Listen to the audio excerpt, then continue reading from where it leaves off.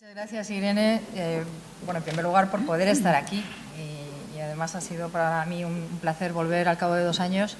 Me toca mañana, pero también me invitó Irene a poder pues presentar esta mesa que para mí creo que es una mesa especial y les voy a decir por qué. Aparte de agradecerles que hace como 10 minutos estábamos diciendo nos vamos a bajar y vamos a hablar aquí con la gente que está aquí abajo porque prácticamente no había nadie, así que agradecemos muchísimo que estén aquí. Pues también, lo que quería comentar es que me parece una mesa muy interesante, teniendo en cuenta, que vamos a hablar, como dice el título, de las luces y sombras del diálogo universitario, miradas complementarias. Van a hablar ellas, mejor dicho, que son Mercedes de la Oliva Fernández, Miriam Benayón Benarroch y Esther García López, que la teníamos malita, pero se ha recuperado, así que estoy encantada de este trío, de la Universidad Metropolitana de Venezuela. Les hablaba a ellas antes de que íbamos a hacer algo un poquito distinto, dado que es una mesa de diálogo. Quería romper el hacer yo pues una relación de quiénes son y que me parecía algo más personal que ellas, ahora al término de lo que voy a decir, se presenten una a una diciendo lo que ellas quieren decir de sí mismas, puesto que es un encuentro de diálogo, ¿verdad? Y me parecía una sesión especial y voy a decir por qué. Fíjense, vamos a hablar del diálogo universitario, vamos a hablar todos, pero las que estamos aquí, curiosamente, tras una mañana con bastantes hombres, somos todas mujeres. Y yo creo que eso quiero señalarlo, porque vamos a hablar de la mirada universitaria primero, desde esta óptica de mujeres y universitarias. Y me parece importante porque cuando hablamos de la inclusión social y de la educación y de los retos del siglo XXI, pues no nos podemos olvidar que uno de los grandes retos todavía sigue siendo el acceso a la educación de la mujer en muchas partes del mundo y no digamos, por supuesto, a la universidad.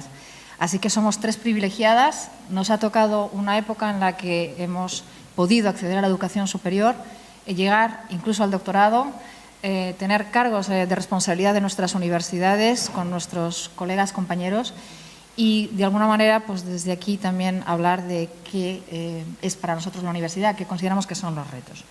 Y en esas preguntas, que también, pues esta mañana comentábamos a ver de qué iban a hablar ellas y qué cosas veía yo, pues antes de pasar a decir qué cosas eran las que a mí me parecían que eran importantes y que justamente hemos coincidido de manera síncrona, buscaba un poquito el origen de la palabra universidad, que es lo que siempre hacemos todos, buscando ese origen de la palabra en la cual vamos a trabajar, ¿no? Y me gustó encontrar esto que habla de una comunidad orientada hacia una meta común, casi un término bastante antiguo que une la palabra unus, uno, con la palabra verto, girado, y la traducción que sería algo así como convertido en uno, que dice, muy monolítico. Bueno, pues no, es en el sentido de una visión globalizadora de toda la realidad que para poderla conseguir exige diálogo, consenso e integración. Y eso es de lo que vamos a hablar. Esa universidad, así como un desideratum, como un espacio de investigación, de formación y de práctica del diálogo. Es lo que creo que tiene que ser la universidad. Me imagino que todas estamos de acuerdo en que nosotros en ese espacio de universidad, tenemos que ser un espacio de investigación, de formación y de práctica del diálogo. ¿Y sobre qué también tenemos que dialogar?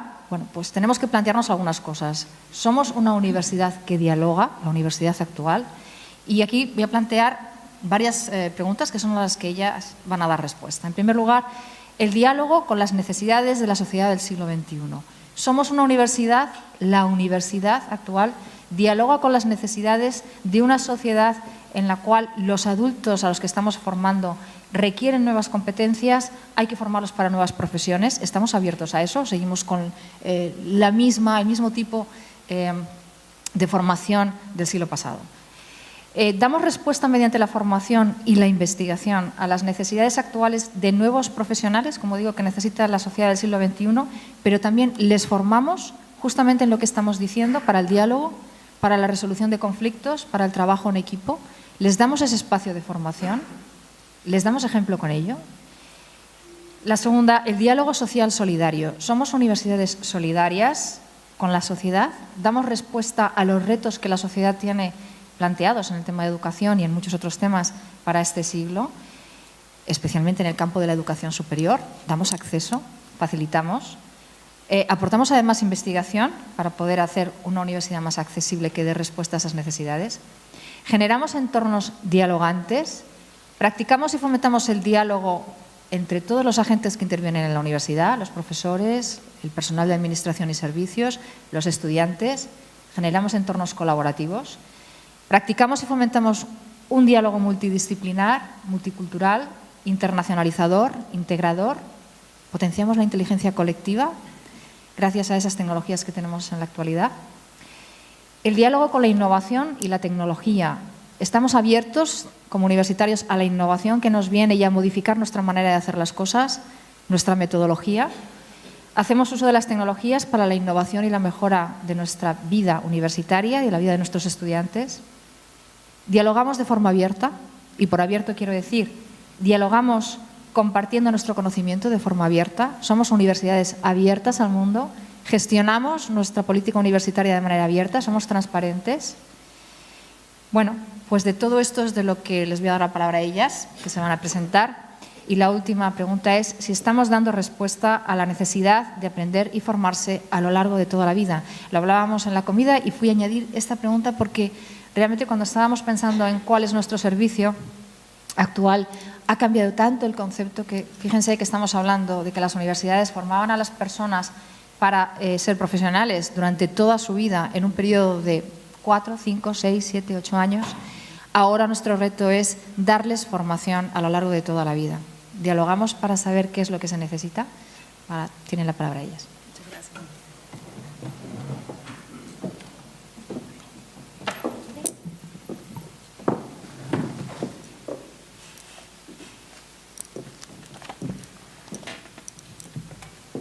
Bueno, pues en primer lugar, muchas gracias Ángeles por la excelente introducción y presentación. Casi que no seguimos, sigues tú, adelante, porque está estupendo.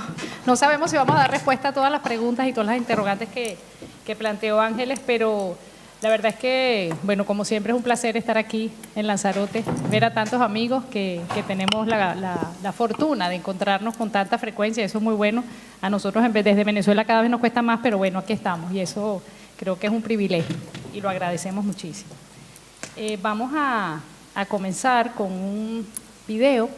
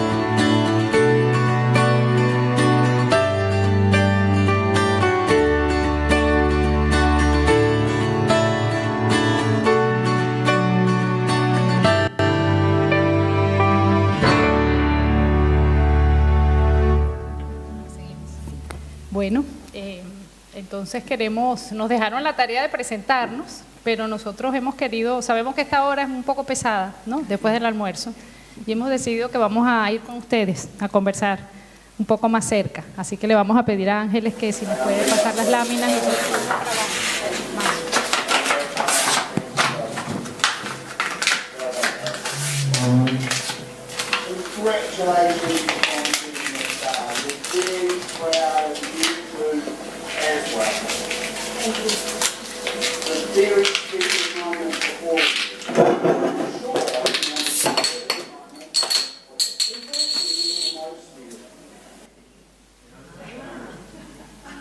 Tenemos un diálogo extra sala.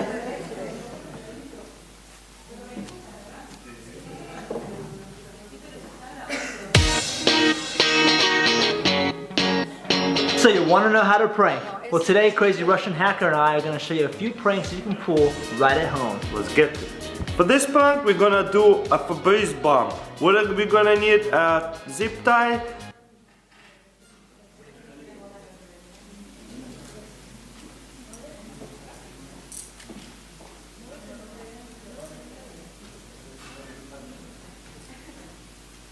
Sí, ahora sí. Bueno, ahora sí. Gracias, Ángel. Bueno, pues queremos agradecerles nuevamente el que estén con nosotros hoy, que nos hayan acompañado un viernes en la tarde hasta ahora, un poco pesada. Para presentarnos un poco, bueno, las cuatro, alguien nos hizo un comentario de, bueno, somos todas en este panel de la misma universidad, y la verdad es que sí, somos cuatro amigas, falta la cuarta que no pudo venir por algunas razones que seguramente entenderán por el contexto venezolano. Pudimos venir nosotras tres y la verdad que la excusamos a ella por no estar con nosotros, sin embargo, parte de lo que vamos a presentar pues recoge también su trabajo y sus aportaciones. Somos cuatro colegas, profesoras, que tenemos muchos años trabajando en la misma universidad, una universidad que comentaremos alguna cosa de ella más adelante, pero que hemos tenido la fortuna, y de alguna manera Ángel les lo comentó, de hacer nuestra carrera profesional dentro de esta institución, una institución privada, y dentro de ese proceso pues hemos podido transitar distintos cargos, distintos roles, y desde la mirada de posiciones directivas que las cuatro tenemos, y con ocasión de este congreso tan interesante sobre el diálogo, decidimos armar un trabajo, pensar entre todas cómo es esa diferencia de miradas que se tiene dentro de una institución universitaria dependiendo de la posición y el rol que uno asuma, y la forma como nos relacionamos con distintos grupos, con grupos de estudiantes, con grupos de profesores, con grupos de directivos y con otros sectores que también se vinculan con la universidad. Y por eso quisimos hacer este trabajo, y por eso tiene ese nombre, Luces y Sombras del Diálogo Universitario, unas miradas complementarias. Puedes pasar, Ángeles, por favor.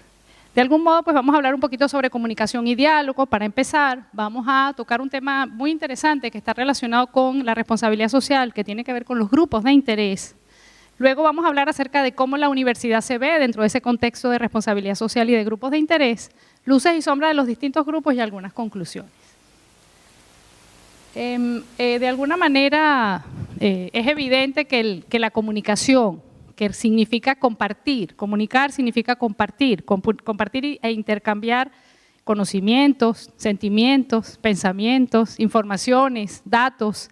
Ese mecanismo, digamos, de vinculación entre las personas es el que permite efectivamente que la sociedad y la humanidad haya progresado y haya avanzado a lo largo de tantos siglos. La comunicación, adelante, la comunicación, como sabemos, además tiene, digamos, una serie de elementos que en ese proceso comunicativo deben darse, y deben darse de forma clara para que el proceso efectivamente funcione y logremos al final lo que todos queremos cuando nos comunicamos y dialogamos con otras personas.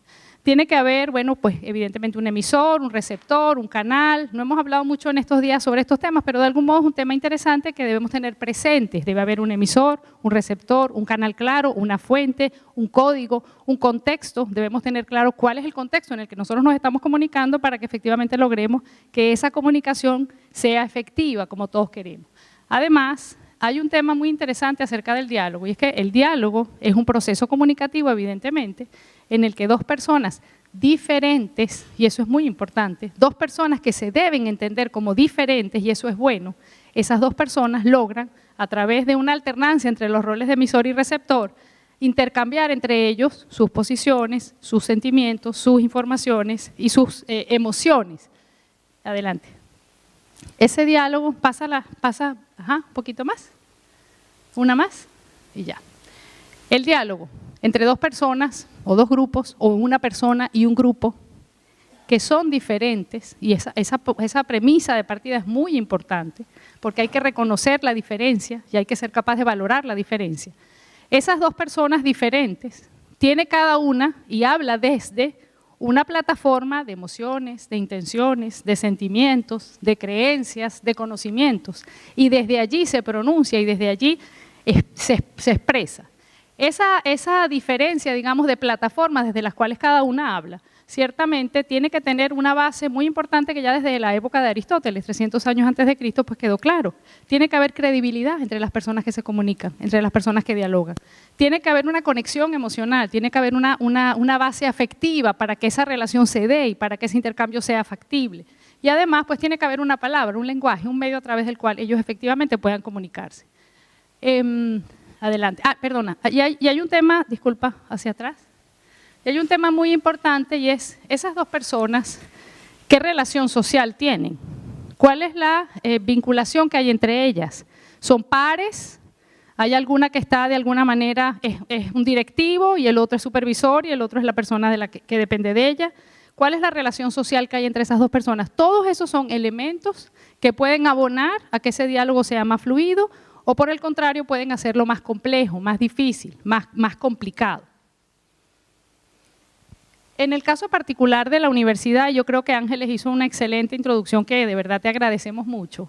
La universidad, por supuesto, cada vez ha tenido que abrir sus puertas, cada vez ha tenido que reconocer que ya no puede quedarse al margen de la sociedad, tiene que estar abierta, tiene que ser una organización que ya no es un lugar físico donde profesores y estudiantes se reúnen a crear y a generar nuevos conocimientos, sino que ya no hay fronteras en ese claustro, digamos, de universidad que conocemos tradicionalmente, tiene que ser un espacio abierto, tiene que entender que debe vincularse con otros actores, que ahora ya son más actores los que tienen que ver con lo que es la acción de la universidad, y por eso en ese entorno cada vez más complejo, la comunicación y el diálogo pasan a ser aquí un elemento central, fundamental, para que efectivamente la universidad pueda establecer vínculos efectivos y productivos con la sociedad a la cual de alguna manera le rinde, a la cual de alguna manera sirve.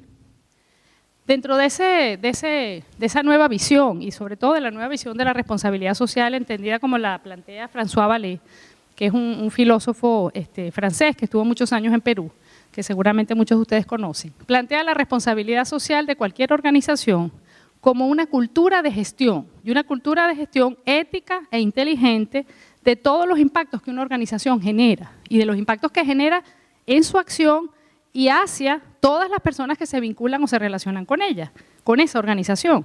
Dentro de ese contexto es muy importante un concepto que surgió a finales de los años 80, que es el concepto de grupos de interés. El concepto de grupos de interés, y vamos a detenernos un segundo aquí, es si la responsabilidad social de una institución está vinculada con el impacto que esa institución genera en otros, yo tengo que saber quiénes son los otros. Yo tengo que entender cuáles son sus necesidades, cuáles son sus limitaciones, cuáles son sus expectativas, para yo incorporarlos en la toma de decisiones de esta institución y que esa acción efectivamente tenga el impacto que todos esperan. Porque yo a lo mejor puedo pensar que yo tengo claramente identificado lo que todo el mundo necesita sin preguntarlo, pero todos sabemos que eso no puede ser, que eso no es posible, que así no funciona el mundo, que de hecho cada vez va a funcionar menos así. La necesidad de incorporar a los grupos de interés, la necesidad de incorporar a todos los actores que de algún modo se vinculan con mi accionar es fundamental y mucho más en el caso de una universidad donde queda claro que a diferencia de una organización, en el caso de una universidad es mucho más difícil decir ¿qué grupo de interés no está vinculado con la universidad? ¿Qué grupo de interés no tiene alguna relación con ella? Muy difícil. Vamos a hablar un poquito en términos, digamos, generales de lo que se llaman los stakeholders de una organización, los grupos de interés. Vamos a pensar en una organización, piensen en una empresa, en cualquier tipo de organización, cualquiera que ella sea. Bueno, hay un primer grupo de interés de esa organización que son las personas que trabajan en ella o que viven en ella, que están dentro de ella. Un segundo grupo que son sus proveedores y sus clientes. Esos son grupos de interés, cada uno de ellos son grupos de interés, es decir, grupos que afectan o que se afectan de la acción de la institución o de la organización en este caso. Hay un siguiente ámbito o grupo de interés que puede ser visto como las comunidades y el ámbito local, es decir, lo que está en el primer entorno, el primer círculo. Y luego, un siguiente grupo que puede ser el sector público, privado, a nivel nacional, internacional, y estas capas las podríamos ir abriendo mucho más. Y al final, hay una importante que es, digamos, el planeta. Cada organización tiene que pensar al final del día en el tema de la sostenibilidad. O sea, que hay un tema además aquí del planeta Tierra. O sea, hasta allí podríamos llegar con todos los grupos de interés que están vinculados con la organización. Una más simplemente para ver que los grupos de interés son los actores que afectan y que se afectan de la acción de una institución, de una organización. Ahora, dale, 1, 2, 3, 4 y te quedas ahí un minuto. Ahora vamos a tratar de reconstruir ese gráfico, el que acabamos de borrar, pero en el caso de la universidad. Vamos a tratar de ver cuáles son los grupos de interés de la universidad. ¿Cuáles son esos grupos de interés? Hay una clasificación, digamos, que vamos a poner como base, pero vamos a querer preguntarles. Vamos a hacer preguntas a ver qué tal esa primerita. La aguantamos allí. ¿Quiénes son los usuarios de la universidad? A juicio de ustedes, ¿quiénes son los usuarios de la universidad? Los estudiantes, ¿verdad? Los alumnos son uno. ¿Habrá algún otro usuario de la universidad? ¿Alguien más nadie? ¿Solamente los estudiantes? ¿La? Los que solicitan investigaciones, por ejemplo, los que solicitan investigaciones son usuarios. Los que hacen uso de la universidad, por ejemplo, una empresa que quiere resolver un problema le pide a la universidad que le ofrezca, oye, le resuelva un problema determinado. También entonces una empresa es un usuario de la universidad. ¿Alguien más? Un profesor no es usuario de la universidad. Los profesores, ¿por qué, Catalina? Porque los profesores ahí son el núcleo del futuro, del grupo de interés, el progreso de la universidad. Así es.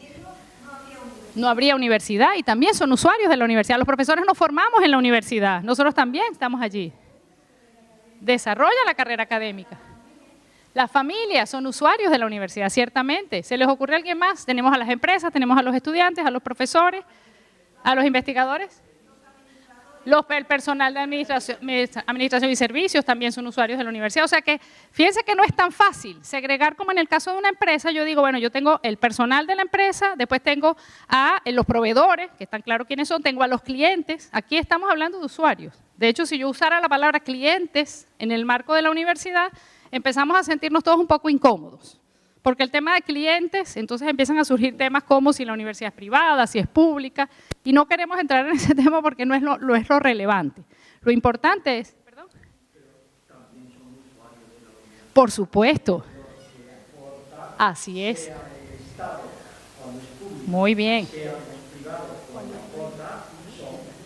Absolutamente.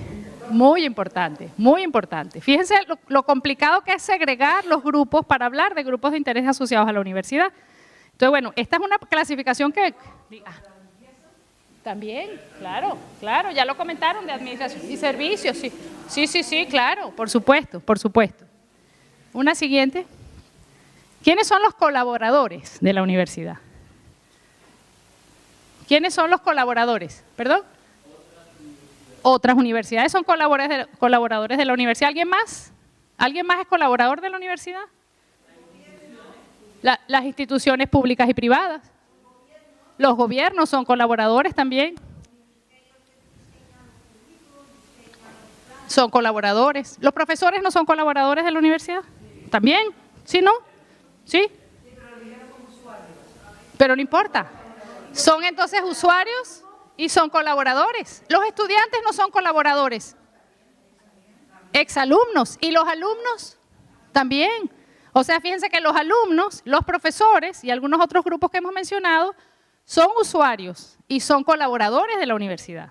O sea que no está fácil la cosa, ¿verdad? Vamos a ver si logramos nosotros entre todos construir algo o lo dejamos así.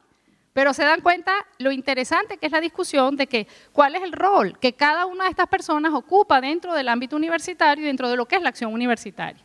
Hay una clasificación más, los patrocinadores. ¿Quiénes son los patrocinadores de la universidad? A ver, los que ponen. ¿Quiénes son los que ponen? Depende si es privada, si es pública.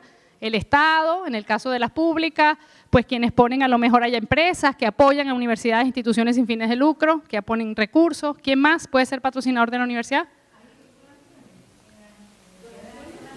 Ah, sí, claro. También. ¿Algo más? donantes, claro, los que aportan, por ejemplo, ¿sí? Empresas.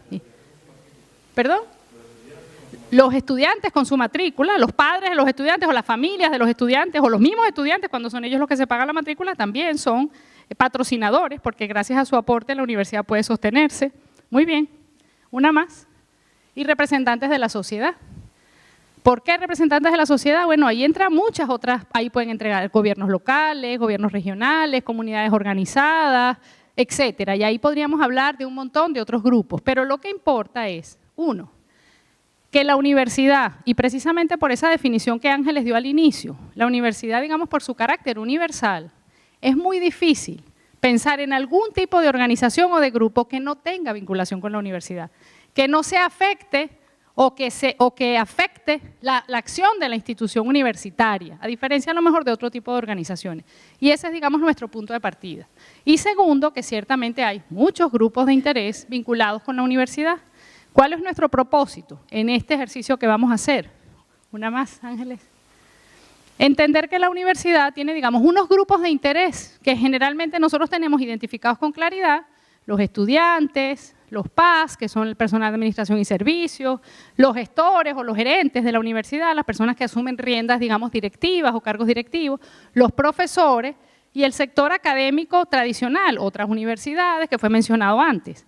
Pero además, una más, hay muchos otros grupos de interés de las universidades, muchos otros grupos de interés, organizaciones no gubernamentales, gobiernos locales, comunidades organizadas, sector empresa o sector industria, el sector educativo, por ejemplo, el sector educativo de educación media, el nivel, digamos, anterior, es un proveedor, es un usuario, es un proveedor también de la universidad, porque provee a jóvenes con el título de bachiller para que puedan seguir estudios universitarios. Y proveedores de servicios, porque la universidad también necesita, bueno, pues materiales, recursos, insumos, etcétera. O sea que hay muchos grupos de interés vinculados con la universidad, muchos de ellos.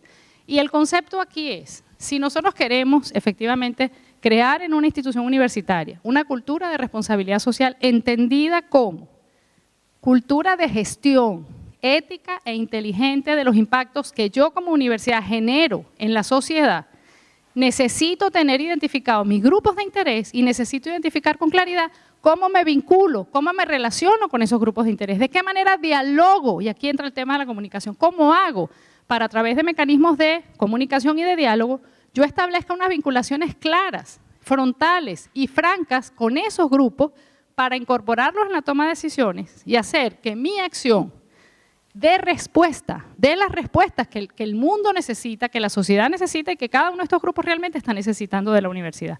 Y ese es el ejercicio que nosotros quisimos empezar a hacer. Y vamos a decir empezar porque, una más, Ángeles, por favor, en este trabajo solamente vimos estos 3 grupos, solamente, porque no llegamos más allá, solamente miramos estos 3 grupos. ¿Por qué? Porque no es fácil, hay que identificar cada uno de ellos mirando qué grupo de interés es. ¿Qué demandas le hace a la institución cada uno de esos grupos?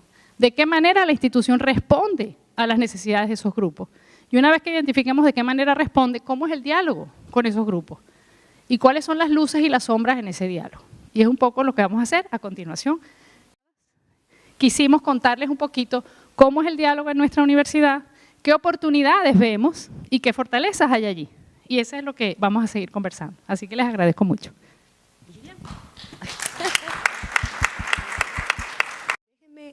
Presentarles la Universidad Metropolitana.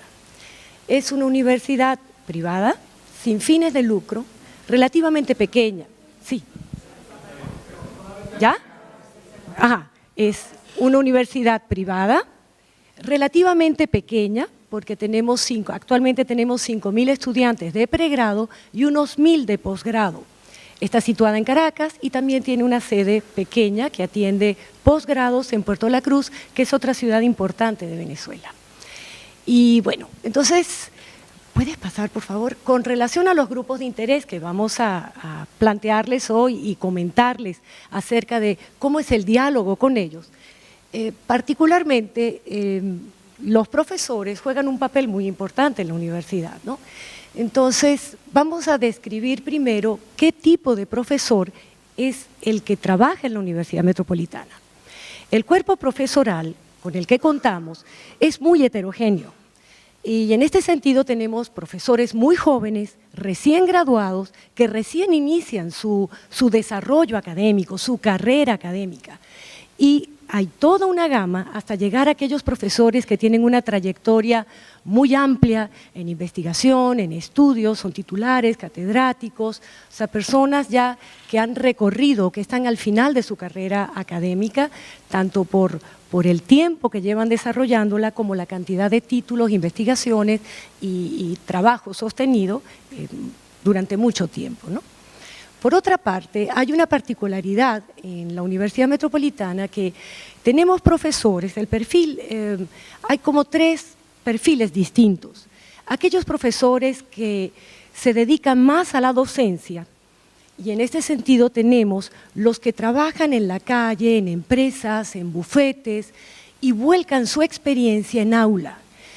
Lo que quiero decir es que son profesores de mucha experiencia en la empresa, pero que no se dedican formalmente al desarrollo de una carrera académica, acumulando títulos de maestría, de doctorado, de posgrado, ¿no?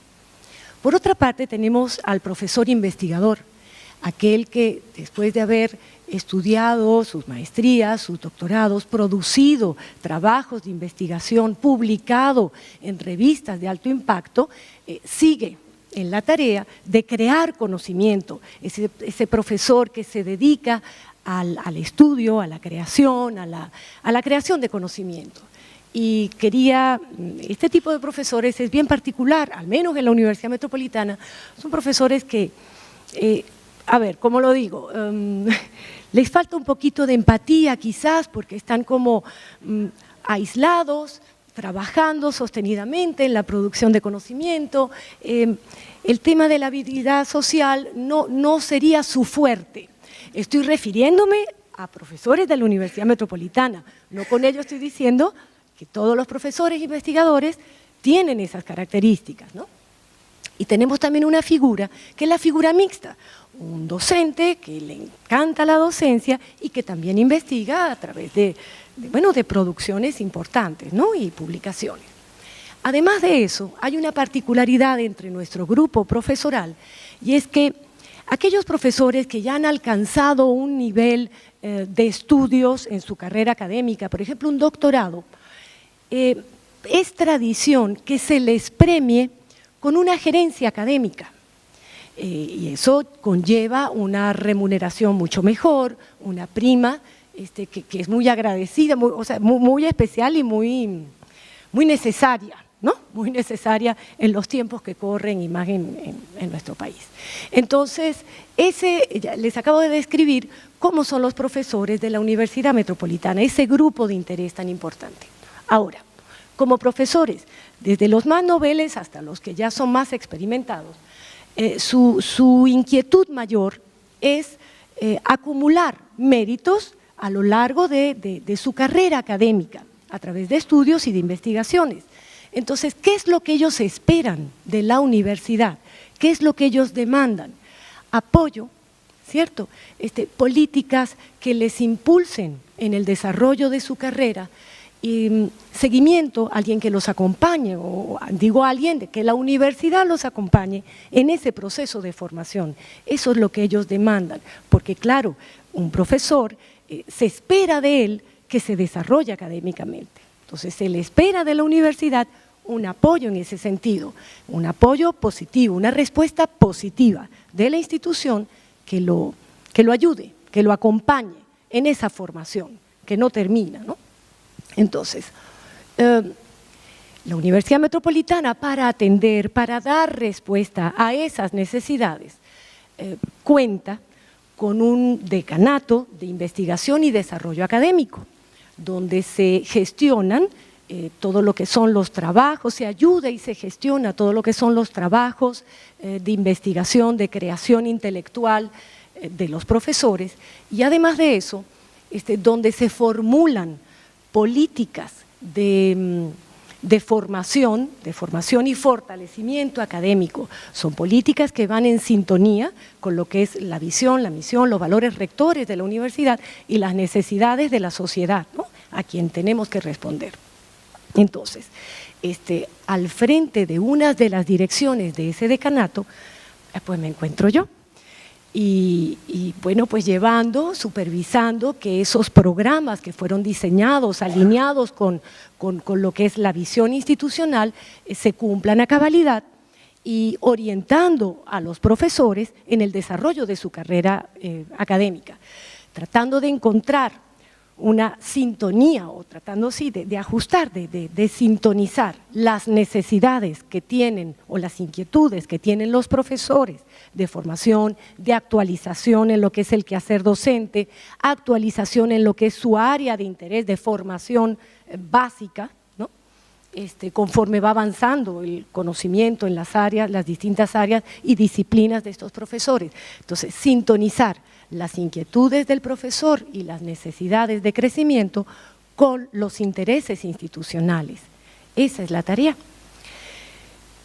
No es fácil, porque no siempre las inquietudes del profesor están en sintonía con lo que la universidad ofrece y según lo que son los planes estratégicos que se ha trazado a mediano plazo, digamos, ¿no?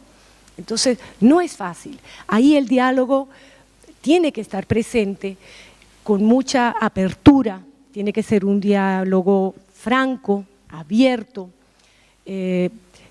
donde tengo algo que decir. Lo interesante es que es un diálogo entre pares, porque a pesar de que yo pues soy gerente, y perdonen que hable en primera persona, a pesar de la gerencia que ocupo, este cargo es circunstancial. Es un cargo circunstancial, yo soy par, yo también me estoy formando, yo también utilizo pues o me aprovecho de las bondades de estos programas de formación, de actualización y capacitación. Entonces es un diálogo entre pares, tiene que estar cargado de mucha paciencia, de tolerancia, de respeto.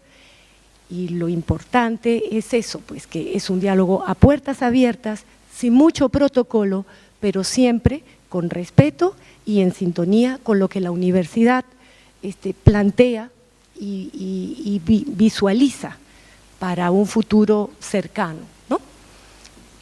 A ver, ¿qué más me queda? Ajá. Con relación a las luces y sombras, como decíamos, bueno, ¿qué es lo que brilla? ¿Cuál es esa luz más brillante? ¿Qué es un diálogo entre pares?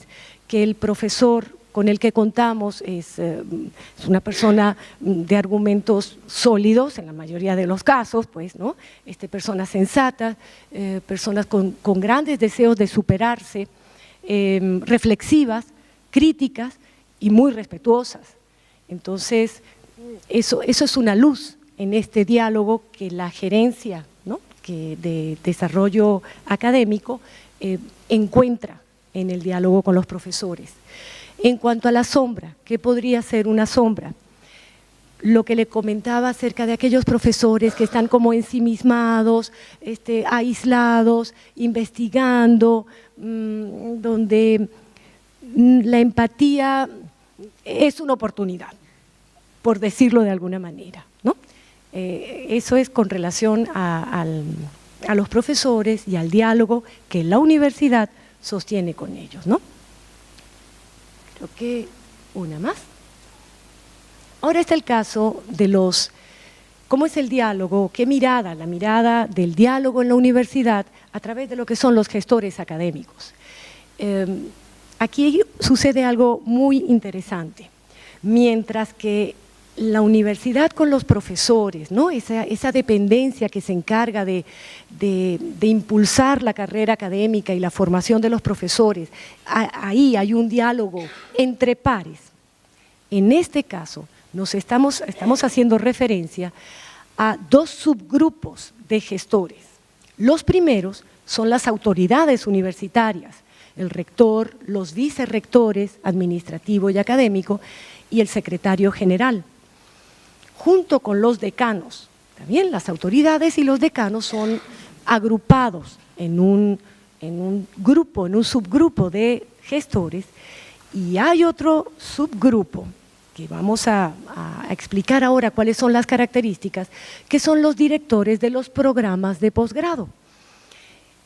Aquí vamos a ver cómo es el diálogo que ocurre entre la dirección de proyectos de posgrado y estos gestores. Mercedes, como autoridad reciente, ¿sí?, puede contarnos cómo es ese diálogo como autoridad con esta dirección, ¿sí? Bueno, la profesora María Jesús Pidal, que no pudo venir, ella ocupa el cargo de directora de proyectos de posgrado. Y lo que nos pareció interesante de contarles acerca del diálogo en ese caso particular es que ella tiene que tener un diálogo entre pares, entre otros gestores, para pedirles apoyo para la formulación de proyectos, y un diálogo vertical, donde ahora aparece un elemento que queríamos mencionar en la reunión de ayer que coordinó Domingo, pero que no fue posible, que tiene que ver con ese donde aparecen las relaciones de poder. ¿Qué pasa con el diálogo cuando además yo no estoy ubicada al mismo nivel? Es decir, si yo no estoy hablando entre pares, sino que yo estoy hablando a lo mejor con los directivos, con los máximos directivos de la institución. Entonces, en el caso de la dirección de proyectos de posgrado ocurre eso. Hay diálogo entre pares y hay diálogo vertical, donde hay relaciones de poder, donde hay una simetría de los poderes y hay una simetría de información. Y esos son elementos que están allí, que entran en el juego para hablar del diálogo en estos distintos grupos. En el caso, digamos, de una dirección que lo que hace es llevar adelante proyectos. Un proyecto es una actividad adicional a la que ya un profesor tiene, a la que ya un gestor tiene. Pero los proyectos suelen ser, digamos, apalancados, apoyados y motivados y promovidos por las autoridades precisamente para el logro de los objetivos institucionales que la organización se haya puesto, haya declarado. Entonces, de arriba hacia abajo hay exigencia y presión para que los proyectos se lleven a cabo, pero a nivel, digamos, de los que son pares, hay que solicitar, hay que convencer, hay que seducir, lo que contaba Fátima ayer, hay que tratar de enamorar a los que son tus pares porque no tienes ninguna relación de poder. Allí no es un tema de poder, es un tema de convencimiento, yo diría hasta de seducción, bueno, de contagio que hablaron ayer, ¿no? O sea, un tema de seducción, yo tengo que seducir, tengo que contagiar para que el proyecto que tiene, digamos, un interés institucional pueda llevarse adelante, y en el tiempo que estaba previsto, ¿no? Entonces allí, digamos, el diálogo, ¿cuál puede ser la luz y la sombra? Yo diría que la luz es que, bueno, si el proyecto es motivador, si las organizaciones sienten que van a ganar, que van a beneficiarse a nivel personal y a nivel, además, de sus grupos de trabajo, puede haber un diálogo muy fluido, pero hay un tema, digamos, oscuro, y el tema oscuro es que no hay exigencia, y a veces la gente no está motivada para poder llevar adelante eso y puede ser muy pesado trabajar, convencer, negociar. Y tienes además la presión de arriba de las autoridades que te exigen que la cosa se haga y que se haga en el tiempo en que fue previsto, ¿ok? Entonces ese diálogo también es un tema muy interesante que quisimos compartir con ustedes. Y ahora los estudiantes, ¿cierto? Vamos. Hola, buenas tardes.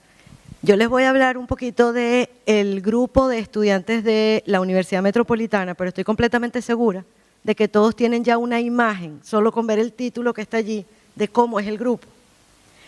Los estudiantes son el grupo más fácil, sobre el cual es más fácil asumir postura, pero probablemente es el más complicado de entender. Es el grupo más numeroso en la universidad, pero el que tiene menos poder, aun cuando podría ser el que tuviera más. Los estudiantes son el alma de la universidad, no existimos sino para ellos, porque nuestra misión es formarlos. El grupo de estudiantes de la Universidad Metropolitana está mayoritariamente conformado por jóvenes que pueden estar entre 17 y 22 o 23 años, que vienen, digamos, de la educación media y llegan a la universidad para iniciar o proseguir su primera carrera. Tenemos un grupo también que cada vez crece más de adultos que vienen, bien sea para profesionalizarse después de una trayectoria larga en el mercado laboral con una primera carrera o una primera titulación, o adultos que vienen por una segunda titulación porque su movilidad laboral los orienta hacia obtener un título distinto, o que vienen en búsqueda de una formación más corta, a lo mejor no hablamos de una carrera, hablamos de un posgrado o de un curso de extensión, que los mejore en lo personal o en lo profesional. Entonces, una población variopinta. En nuestro caso puede estar sobre las 6.000 personas, a lo mejor esta población. Tienen intereses distintos, tienen vocaciones distintas, tienen condiciones socioeconómicas distintas, tienen condiciones personales distintas. Hay algunos que son todavía adolescentes, hijos dependientes, pero también tenemos adultos que son totalmente independientes y toman sus propias decisiones y tienen un propósito común, formación. Obtener una titulación del tipo que sea, la que hayan venido a buscar a la universidad. ¿Qué demandan? Demandan formación de calidad, demandan que la universidad haga lo que haya que hacer para mantener su elevado nivel o su prestigio dentro de lo que es el mercado laboral o los rankings de universidades, porque eso redunda en unos mejores estudios para ellos y unas titulaciones más que tienen más valor. Demandan servicios de calidad, en nuestro caso incluso lo exigen, porque estamos hablando de una universidad de gestión privada, donde el estudiante paga importantes sumas por su formación, entonces exige, es un estudiante exigente, además es un estudiante de hoy, no es un estudiante a lo mejor de cuando yo estudié, que uno un poco iba al centro del saber y uno entraba, bueno, desde sentirse pequeñito, ¿no? Desde el respeto. Los estudiantes hoy no funcionan así, porque ellos tienen el mismo acceso a la misma información que todos nosotros. Entonces ese centro del saber inaccesible, donde están los sabios y yo voy humildemente, bueno, a lo mejor eso ha cambiado un poco. Entonces son estudiantes mucho más demandantes, más participativos, más exigentes, con preguntas muy variadas, retadores. Muy probablemente ese es el estudiante universitario que tenemos hoy prácticamente en todas las aulas. Las demandas son altas y ¿qué respuesta les da la universidad?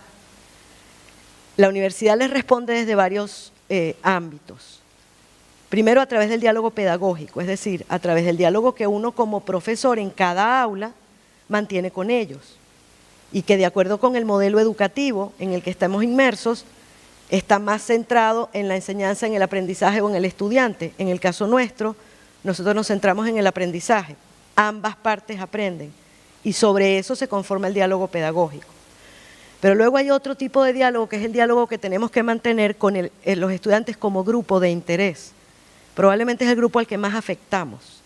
Su proyecto de vida adulta comienza en nuestras aulas o en el recinto de la universidad y son los que más nos afectan a nosotros, porque es nuestro grupo más numeroso, nuestra misión se centra en ellos, entonces es probablemente uno de los grupos más fuertes o más importantes. Pero además, aun cuando no hay jerarquía, es decir, yo no soy la jefa de los estudiantes, pero yo soy una profesora, hay una relación de poder asimétrica, aun cuando no haya jerarquía. No es una autoridad con un director, no es la vicerrectora con la directora, es el profesor con el estudiante. No hay jerarquía, pero la relación de poder no es simétrica. Y eso lo percibe tanto el profesor como el estudiante. De manera que el estudiante siempre se percibe como la parte débil del diálogo y va con predisposición, pero la otra parte también. El profesor o el director o el que corresponda tiene una actitud de saber que tiene poder en esa relación de diálogo. Y eso obliga a que la parte más fuerte sea más cuidadosa y preserve el diálogo, porque está mejor situado para hacerlo. La dirección que yo encabezo es un equipo de profesores que se dedicaron a desarrollar el concepto de la transversalidad como estrategia para desarrollar las competencias, 22 competencias genéricas que identificamos como sello distintivo de nuestros estudiantes. Es nuestra responsabilidad que eso ocurra de manera deliberada y medible y articulada, porque desarrollar 22 competencias en 15 carreras distintas no es tarea fácil. Pero eso además implicó, y todavía esta manera de abordar el currículum se implementó en el año 2010, pero todavía hoy tenemos que hacer varios tipos de diálogo para entendernos con, en particular, los estudiantes. Todavía estamos teniendo diálogo para seducir, porque el estudiante demanda, entre otras cosas, que su formación sea adecuada y de calidad y le permita tener un desarrollo laboral adecuado. Y a veces cuando uno decide abordar con un enfoque vanguardista, hay que seducirlos, porque ellos esperan una cosa más tradicional, algo que han visto, digamos, con lo que están influenciados, y ha habido que dialogar en esa dirección. Lo más interesante del diálogo con estudiantes, al menos desde mi punto de vista o en mi experiencia, es cómo se aborda la relación. La universidad le permite a los estudiantes, es un derecho que está incluso normado y reglamentado, agruparse para participar en los órganos de cogobierno. Nosotros tenemos representaciones estudiantiles en los consejos de escuela, es decir, en cada una de las carreras, digamos, en los consejos de cada facultad y hasta en el consejo académico, y tienen voz y voto. Ese es un lugar en el que ellos sostienen, y lo he presenciado, sé que es así, diálogo abierto hasta con autoridades. Los estudiantes en el consejo académico hablan como cualquier miembro del consejo académico y tienen libertad para intervenir respetando el mismo protocolo que respetamos todos. Y allí ellos pueden hacer demandas o pueden hacer aportes, los han hecho muchas veces. Y todos sus aportes y demandas son tomadas en cuenta y se les da respuesta o se asumen. Igual ocurre en consejos de facultad y consejos de escuela. Eso obliga además a un diálogo interno entre estudiantes, porque los representantes son unos poquitos. Entonces ellos tienen que llevar todo lo que la comunidad estudiantil, digamos, mayoritariamente necesita a esos cuerpos. Y en esos cuerpos, a ver, por ejemplo, el ejemplo que me parece como más significativo es el consejo académico. El consejo académico es un cuerpo muy solemne. Están las 4 autoridades, están todos los decanos, están los representantes profesorales, pero es un lugar muy solemne. Los estudiantes van en traje, con corbata. Creo que es una de las pocas veces que uno los ve tan linditos. Y se comportan con una formalidad que te hace ver que entienden dónde están. Es muy fácil para el resto, incluso solo con el gesto, apabullarlos, apenarlos. Y tenemos que ser nosotros muy cuidadosos para permitir que ellos sean quienes son y propongan cosas que son muy valiosas. De los estudiantes han salido cosas muy valiosas que hemos implementado, porque ellos ven la universidad desde una perspectiva distinta. Y eso para nosotros ha sido importante.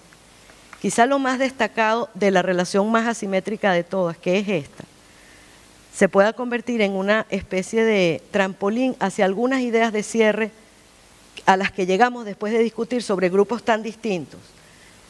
Ángeles, porfa, avanza un poquito. Cada una de las universidades declara una misión y una visión en función de sus características, de sus condiciones, y eso determina quiénes son sus grupos de interés y cómo vincularse con ellos.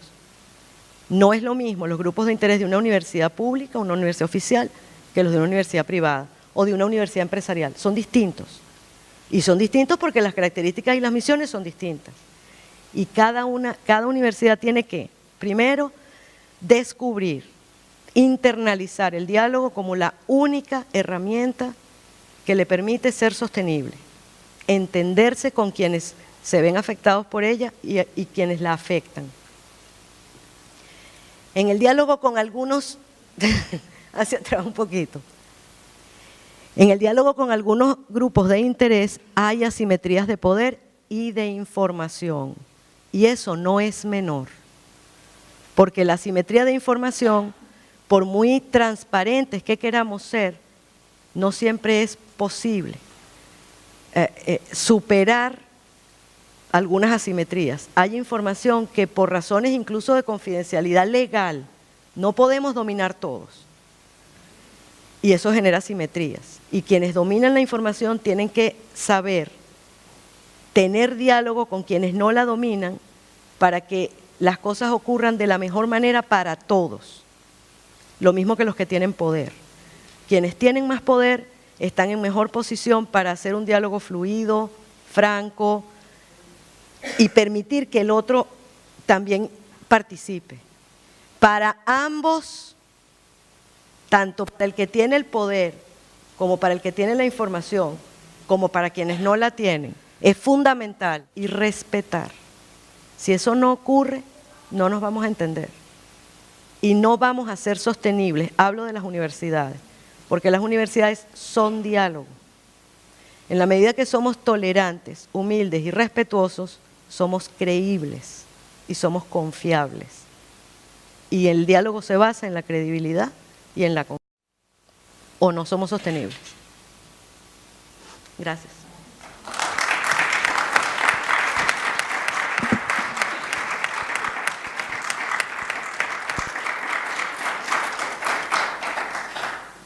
Pues todavía hay unos cuantos minutos para alguna intervención.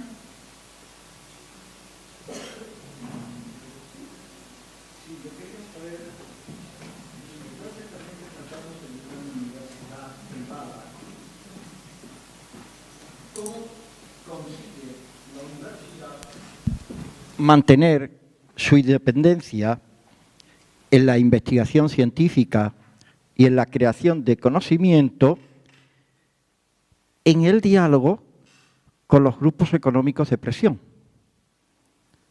Y eso me gustaría saber, ¿cómo preserva la universidad su independencia frente a esos grupos de presión? Se publicó al principio de la crisis, por ejemplo, cómo Wall Street estaba pagando a eminentes profesores de Harvard para que justificaran sus desmanes económicos. Sí. ¿Cómo es esa relación de la universidad, ese diálogo de la universidad con los grupos de presión?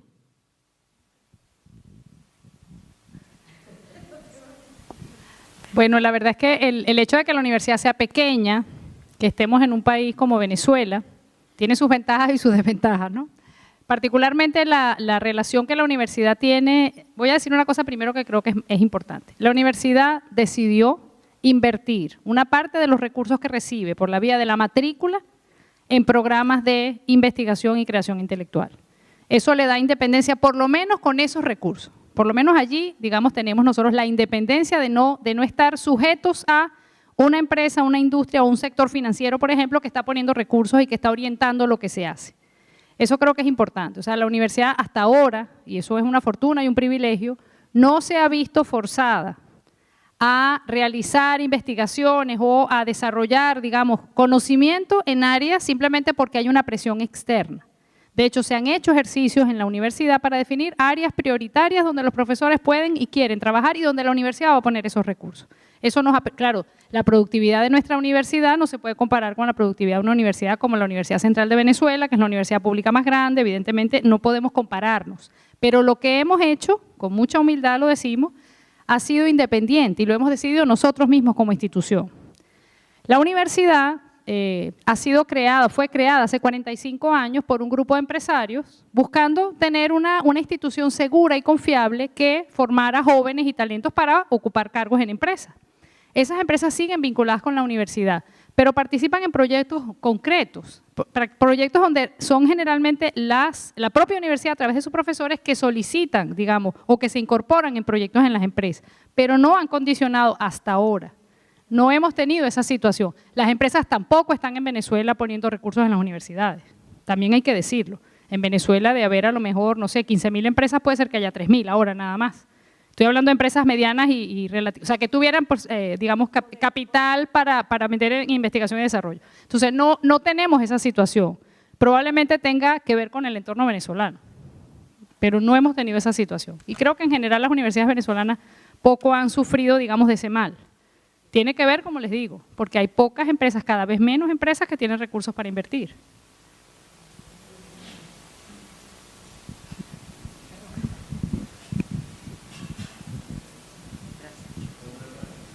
Mari Carmen, yo no entiendo mucho de esto, la verdad, sinceramente, pero una pregunta, ¿son ustedes de la universidad privada?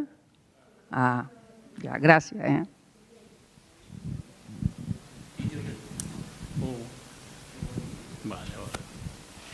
Buenas tardes, José Luis Rojas de la UNED. Estamos aquí precisamente para aprender un poco más.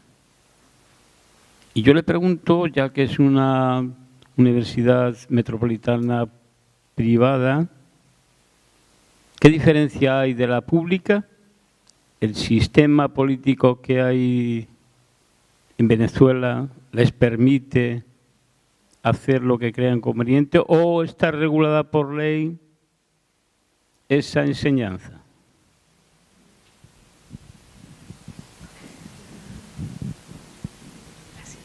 Bueno, en Venezuela hay algunas diferencias a nivel de la ley de universidades, que es la ley que regula todo el sistema universitario venezolano. Hay algunas diferencias entre universidades públicas y privadas.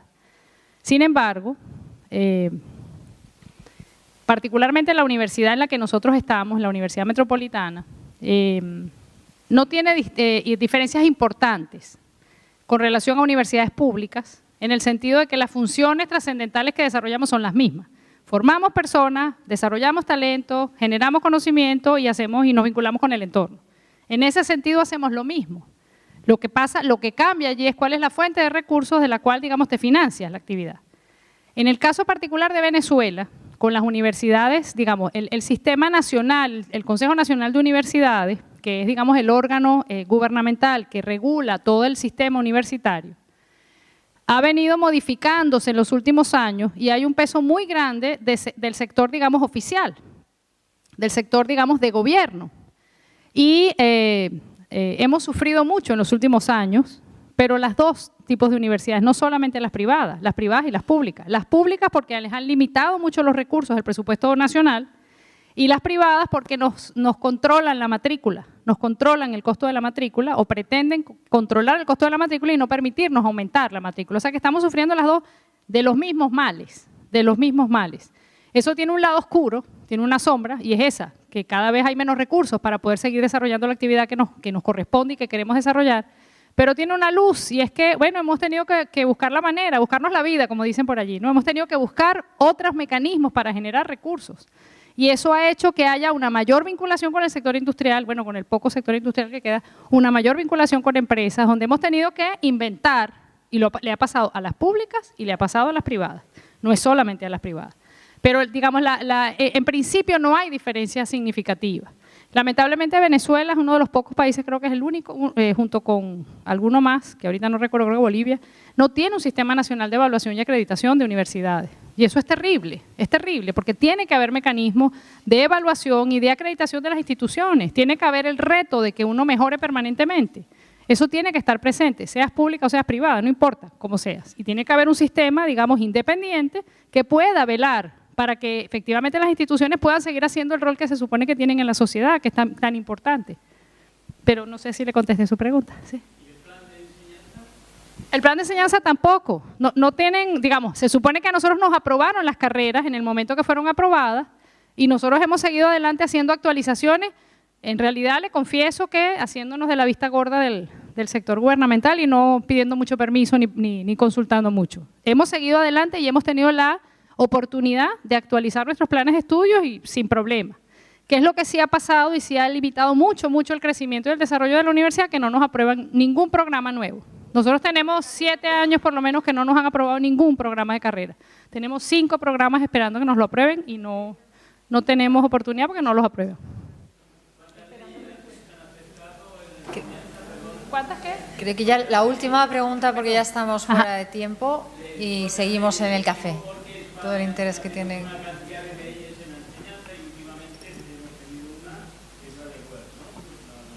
Sí. No es que no ha habido manera de cambiar leyes en el sector educativo. En el 2009 fue la última ley que se aprobó, que es la Ley Orgánica de Educación, que tiene de hecho que está impugnada, por todas las universidades han impugnado esa ley, pero no ha pasado nada, porque no se generan los reglamentos, porque hay, digamos, vacíos en todas partes, porque están desbordados, porque hay mucha incompetencia y porque no logran hacer que eso opere. Pero la verdad es que hemos seguido adelante, en realidad no ha habido posibilidad. De hecho, hubo un intento de aprobar una ley de universidades en el año 2010, si mal no recuerdo, y el propio presidente Chávez lo echó para atrás, de lo insólito que era. Perdón, Mercedes, ya creo que agradezco mucho el interés de las preguntas y además concerniente al sistema, en este caso de Venezuela. Como ya es una cuestión particular que yo creo que ya 3 van a estar ahora en el café, para no quitar tampoco tiempo pues a Antonio Medina que sigue después y el resto del final de la sesión. Porque no es el café, sino Primero, otra cosita más bonita que la va a presentar el doctor. Pues adelante. Muchas gracias.